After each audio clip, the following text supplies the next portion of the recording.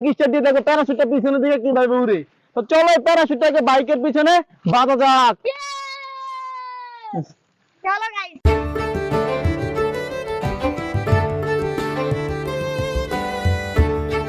So guys এখন আমরা এই প্যারাশুটটারে বাইকের পিছনে বাইন্ধা দেব।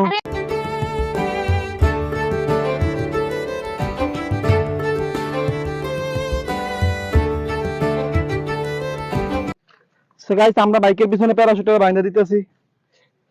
না জানি এক দুটো ফিরা ফিরা করে থাকে। আগে একটু গাইস একটু লম্বা করে বাঁধবো, লম্বা করে বাঁধার পর তারপরে শর্ট করব। না আমি এদিক থেকে।